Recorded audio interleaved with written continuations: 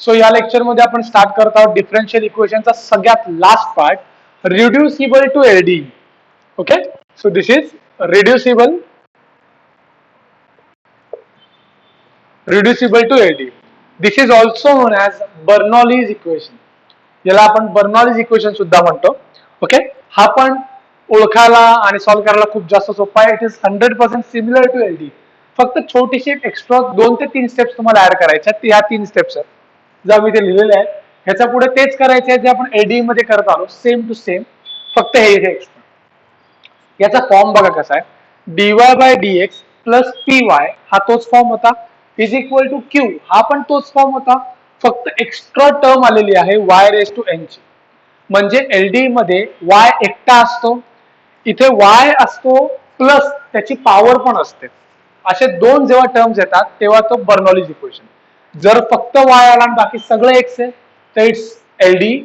जर वाय आहे आणि वाय ची पॉवर पण त्याच्या आसपास आहे तर इट्स बर्नॉलीज. सिमिलरली इथे एक्स आहे आणि एक्स ची पॉवर आहे.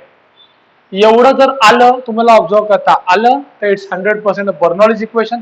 सॉल्व्ह करायला काय करायचं, या वाय रेस टू एन आधी होल इक्वेशनला डिवाइड करायचं.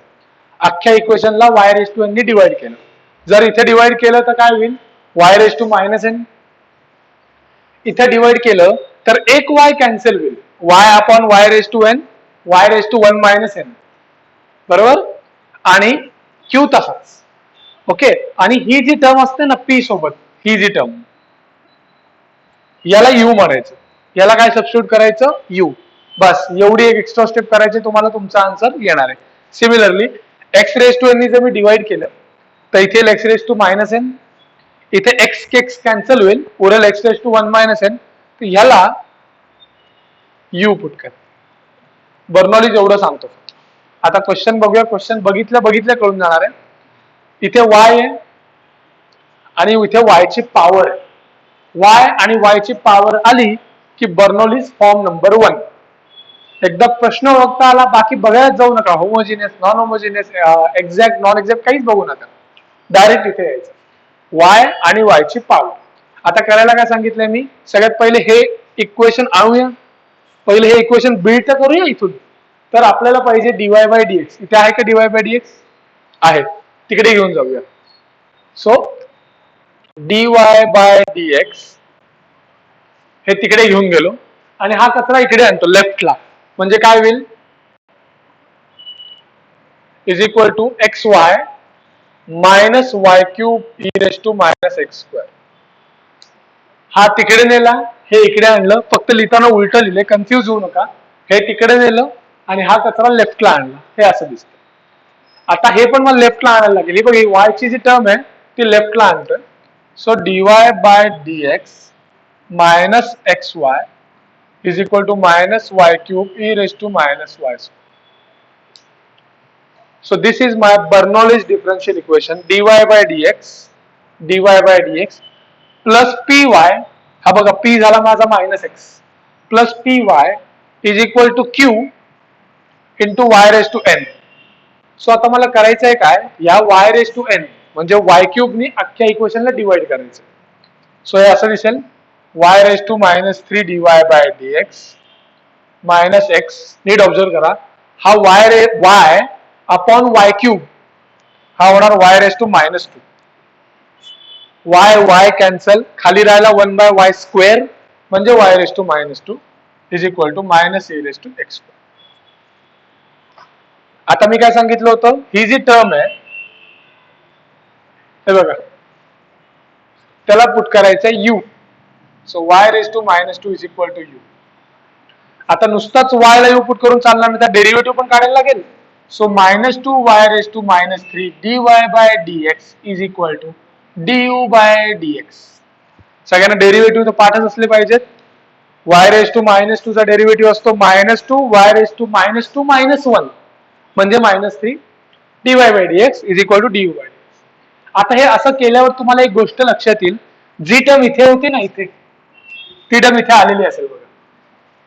Y raise to minus 3 dy by dx, y raise to minus 3 dy by dx, आपोआप ती टर्म येते. तेच महत्व आहे या बर्नॉलीज इक्वेशनचं, ह्या सबस्टिट्यूशनचं. हे सबस्टिट्यूट करा, तुम्हाला हे मिळेल. हे सबस्टिट्यूट करा तुम्हाला हे मिळेल, हे सबस्टिट्यूट करा तुम्हाला हे मिळेल. आता फक्त हा -2 इथे एक्स्ट्रा आहे, हा -2 इथे घेऊन येतो. सो -2 इकडे आणल्यावर होईल 1/-2. So y⁻³ dy/dx is equal to काय येणार आहे, -1/2 du/dx. सिंपल आहे बघा, कन्फ्युज होऊ नका. y⁻³ du/dx, y⁻³ du/dx is equal to काय आहे, 1/-2 du/dx. हे बघा, -1/2 du/dx मायनस x, याला काय लिहिलंय मी u, याला काय लिहिलंय मी u is equal to e⁻⁻x² is equal to e⁻⁻x². So हे झालं माझं लिनियर डिफरन्शियल इक्वेशन. आपण शिकतोय रिड्युसिबल टू एलडी. हे केलं मी तर मला एलडी मिळालं बघा. एलडी या अख्ख्या इक्वेशन मध्ये यू एकच आहे, हा यू एकच आहे, बाकी सगळे एक्स आहेत. हा एलडी झाला. आता एलडी ला नीट आणण्यासाठी या -1/2 सगळ्याला डिवाइड करावं लागेल. तर हे du/dx प्लस 2x u, आणि हा मायनस होता, I think, I am sorry, हा मायनस आहे ना. सो हा होईल 2e⁻⁻x². -1/2 ने सगळीकडे डिवाइड केलं तर इथे 2 लागेल, इथे 2 लागेल, आणि सगळ्यांचे साइन चेंज होतील. सो बघा आता या क्वेश्चन मध्ये हा P आहे आणि हा Q आहे. This is my new LD. New LD आहे. आता integrating factor e⁻⁻ p dx. आता मागच्या क्वेश्चन मध्ये जा, एलडीच्या p आहे आपला 2x dx, e⁻⁻2 I am sorry 2 constant, x say integration x²/2 dx, 2 cancel. So integration काय आलं आपलं e⁻⁻x². हा इंटिग्रेटिंग फॅक्टर. चला आपण फायनल आन्सर लिहूया. आता फायनल आन्सर लिहिताना सोल्युशन मी लिहून दिलं होतं. त्या सोल्युशन मध्ये y इज इक्वल टू होतं, इथे y नाही, इथे u लिहायला लागेल. कारण आपण हा जो लिनियर डिफरन्शियल इक्वेशन घेतोय हा u मध्ये लिहितोय बघा, du/dx. सो आता मला इक्वेशन लिहायला लागेल uif qif प्लस c. इथे y आणि x नाही, इथे u घ्यावा लागेल. कन्सेप्ट समजून घ्या. इथे डिपेंडंट व्हेरिएबल u आहे. So uif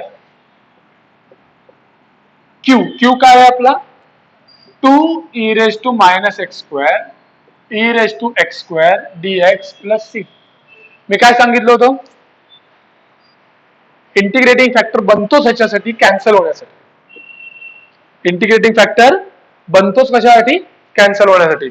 so u e⁻x² is equal to 2 constant उरला 1 चं integration x plus c. So this is my final answer. This is my final answer. But हा जो u आहे ना, आपला आन्सर क्वेश्चन u मध्ये नव्हता, आपला आन्सर xy मध्ये होतं. सो u काय होता, u हा बघा, रिसबस्टिट्यूट करा. So y⁻⁻2 e⁻x², 2x plus c. So असा हा रिड्युसिबल टू एलडी आपण सॉल्व्ह करायचा आहे. परत एकदा छोटंसं रिव्हिजन देतो मी. y आणि y³ दिसलं की रिड्युसिबल किंवा बर्नॉलिस फॉर्म, या अशा क्वेश्चनच्या फॉर्म मध्ये याला टाकायचं, y³ ने डिवाइड करायचं, या टर्मला सबस्टिट्यूट करायचा u, त्याचा डेरिव्हेटिव्ह इथे मिळेल, सबस्टिट्यूट करा, तुम्हाला एलडी मिळेल. p शोधा, q शोधा, इंटिग्रेटिंग फॅक्टर करा, तेच एडिट केलं ते सोल्युशन लिहा, फक्त u मध्ये लिहा, आन्सर काढा, फिनिश. ओके. सो ह्याच्यात हा पार्ट अवघड नाही, हा पार्ट लगेच झाला. हा पार्ट हा समजून घ्या, हा समजून घेण्यात पण फार अवघड नाही. याच्यात नाही इंटिग्रेशन करायचं, नाही डेरिव्हेटिव्ह करायचंय, फक्त कॉमन काढायचंय. हा y³ इकडे घेऊन जा फक्त, बस, बाकी काही अक्कल लागत नाही. हा पार्ट तोच राहणार आहे, कधीच बदलणार नाही. याचा डेरिव्हेटिव्ह इथे मिळेल म्हणजे गॅरंटीड मिळेल. Okay.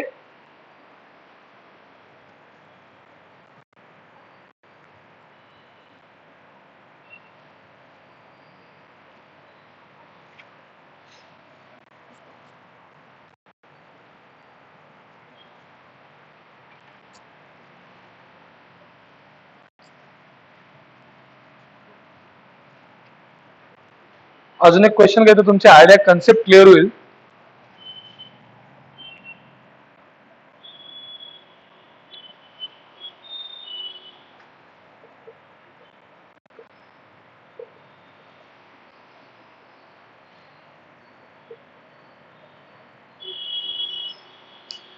cos x dy by dx plus y sin x is equal to root y sec x.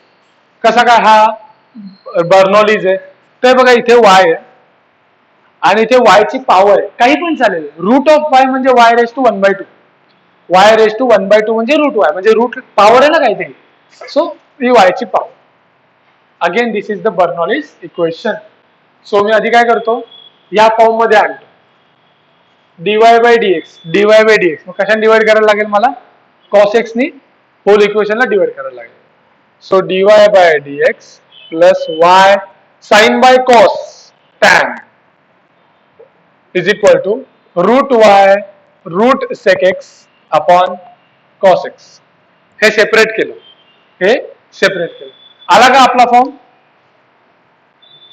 फक्त तुम्हाला y रेस टू n दिसत नाहीये कारण इथे रूट y मी असं लिहू कायला रूट y ला y रेस टू 1/2 लिहू what is root y is y raise to 1/2 आता बघा dy by dx plus py is equal to q into y raise to n so form आणला आता मी काय सांगितलं यांनी डिवाइड करायचं अख्ख्या इक्वेशनला y रेस टू 1/2 डिवाइड केलं तर y raise to minus 1/2 dy by dx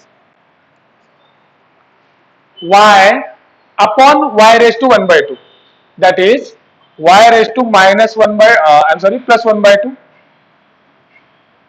हे बघा मी शॉर्टकट मध्ये दाखवतो तुम्हाला y ला या y raised to 1/2 ने डिवाइड केलं काय होणार y upon y raised to 1/2 हे असं होणार म्हणजेच काय जर का बेस सेम असतील तर पॉवर सबस्ट्रॅक्ट होतात डिव्हिजन मध्ये म्हणजे y 1 minus 1/2 हा 1 हा 1/2 so 1 minus 1/2 is 1/2 okay so कशी आली ही 1/2 तसं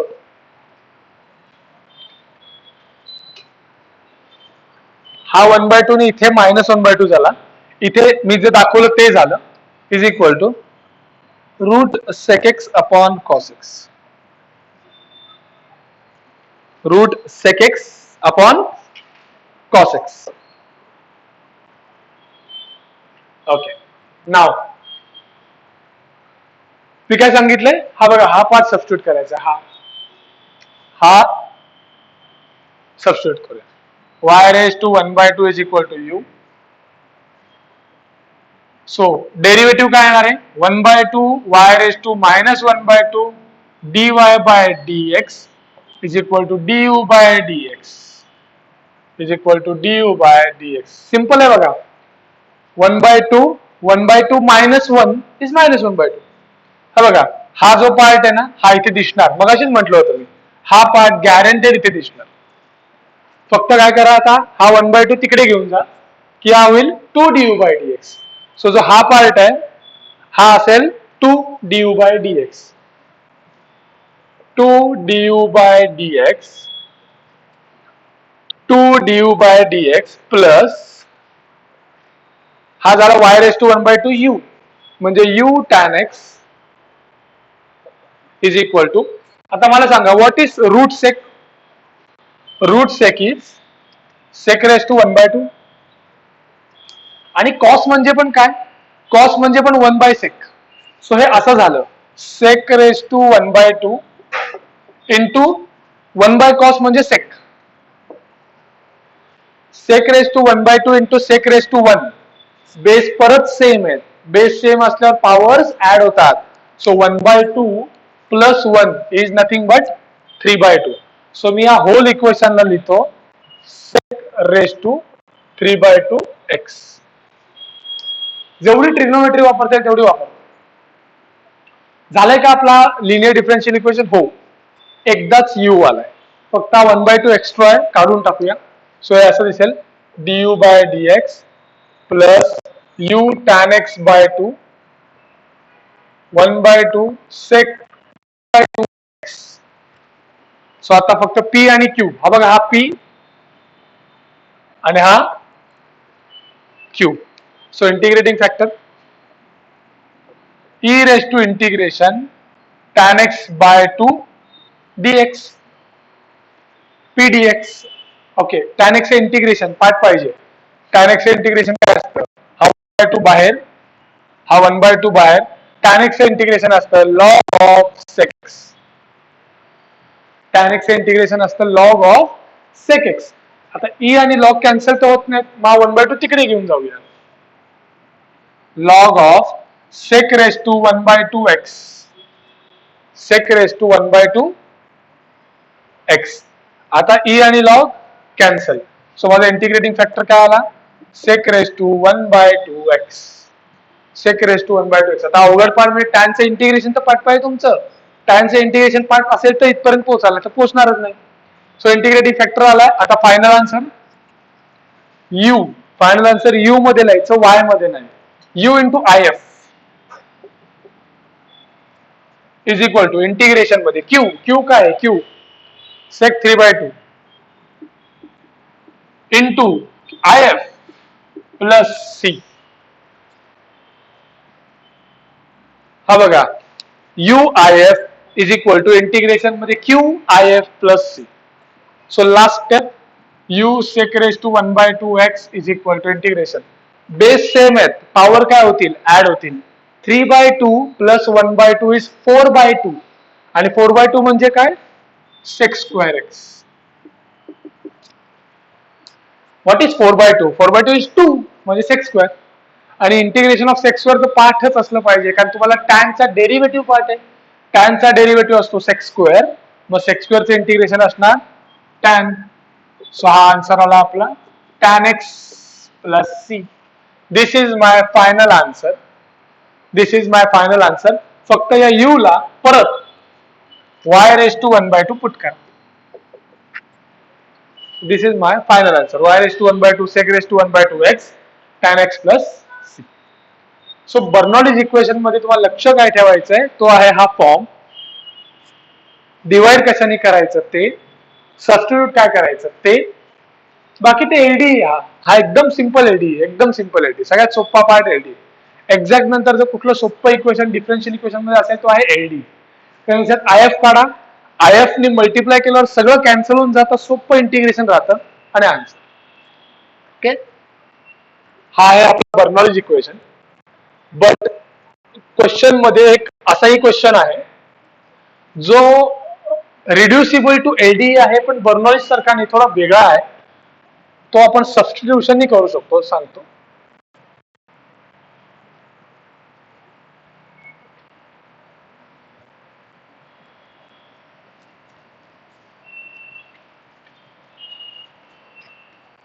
सो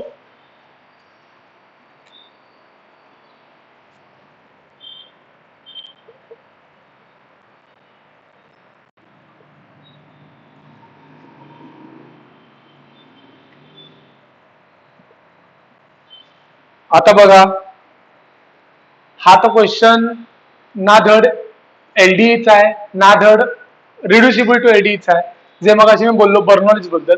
तरी पण मी हा क्वेश्चन घेतलाय. तर तुम्ही प्रयत्न कराल, variable separable, homogeneous, non homogeneous, exact try करून बघू शकता, नॉन एक्झॅक्ट. इथपर्यंत यार थकून जाल, शेवटपर्यंत कळणार नाही की हा कुठला होता. हा एकदम सोपा आहे. ह्याच्यात फक्त आपल्याला एक छोटीशी गोष्ट ऑब्झर्व करायची आहे की एखाद्या पर्टिक्युलर इक्वेशनचा डेरिव्हेटिव्ह तिथे आहे का. हा जो कॉस वाय आहे, कॉस वायचा डेरिव्हेटिव्ह काय असतो, minus sine y d y by d x. जर का एखाद्या पर्टिक्युलर फंक्शनचा डेरिव्हेटिव्ह लगेच तिथे असेल, सबस्टिट्यूट करा. बघ किती सोपा क्वेश्चन आहे हा. Let's say cos y is equal to u. Let's assume cos y is equal to u. Cos y चा derivative minus sine y dy by dx. Okay, आता करा सबस्टिट्यूट. cos y ला लिहिले मी u minus x sine y dy by dx आणि हा minus पकडलं तर इट्स du by dx. हा minus sine y dy by dx minus sine y dy by dx du by dx is equal to sec square x. हा कुठला form झाला, हा direct LD आला बघा, एलडी. ह्या अख्ख्या इक्वेशन मध्ये एकच यू आहे, बाकी सगळे एक्स आहेत. एलडी ओळखणं सोपं असतं, फक्त हा सगळा वाय काढून टाकला, मी सगळा वाय काढून टाकला, आपोआप माझा एलडी आला. हे सबस्टिट्यूशन लक्षात ठेवा. कॉस वायचा डेरिव्हेटिव्ह आला, हे बघा डायरेक्ट आन्सर. कसं करणार मी, हा ड्यू बाय डीएक्स मला एकटा हवाय, एकटा, हा एक्स नकोय. Divide whole equation by x. So du by dx plus u by x is equal to sec square x by x. X ने डिवाइड केलं झालं. आता पी आणि क्यू ओळखा. पी आहे आपला 1 बाय एक्स, हा बघा हा, आणि क्यू आहे आपला, हा बघा हा अख्खा क्यू आहे. बस आता संपून टाकूया. Integrating factor e raise to integration p dx, हा बघा पी. 1 बाय एक्स इंटिग्रेशन काय असतं? 1 बाय एक्स इंटिग्रेशन असतं लॉग एक्स. सोपं एकदम. E log cancel, integrating factor आला एक्स, इंटिग्रेटिंग फॅक्टर आला एक्स. सोल्युशन, सोल्युशन यू च, वाय च नाही, सोल्युशन यू च. So u into I F, Q into I F plus C.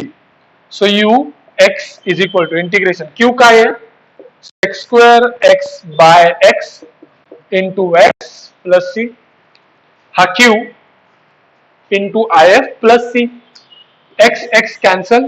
काय सांगितलं? इंटिग्रेटिंग फॅक्टर कॅन्सल करायला बनलेला असतो. So u x is equal to integration of sec square, मग अशा क्वेश्चन मध्ये पण झालं आपलं, tan x plus c. Finish.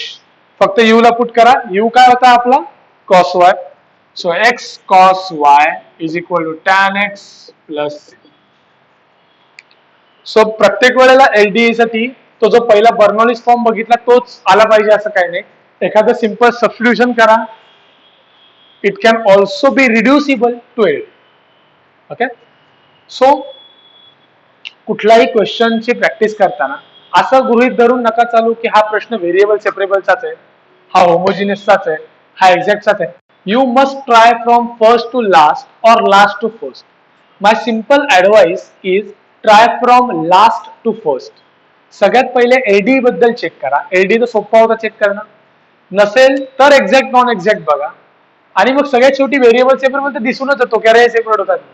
So तुम्हाला 3-4 गोष्टी तर सोप्या आहेत. व्हेरिएबल सेपरेबल बघून कळतो, एलडी बघून कळतो, होमोजिनियस बघून कळतो, सगळ्या डिग्री सेम असतात.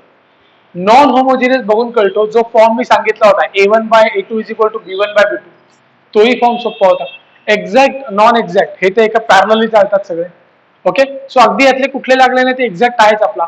या 8 पैकी कुठला ना कुठला तरी तुमचा बरोबर लागणार. हिंट्स प्रत्येक वेळेला मी हिंट्स देत आलेलो आहे की कसं ओळखायचं कुठला क्वेश्चन आहे. त्या हिंट्स वापरून तुम्ही हे डिफरन्शियल इक्वेशन सॉल्व्ह करा. सो फर्स्ट लेक्चरला सांगितलं होतं 90% of part covers solution of differential equation. तो इथे आज आपला संपत आहे. आपण हे 8 टाइप बघितले होते सोल्युशन बद्दल. प्रॅक्टिस करा वेगवेगळ्या न्यूमरिकल्सची. क्वेश्चन आला की पहिले समजून घ्या की हा कुठला फॉर्म आहे आणि मग त्या फॉर्मचा रूल लावा आणि आन्सर. सो इथे आपण युनिट 1 संपवतो. थँक्यू.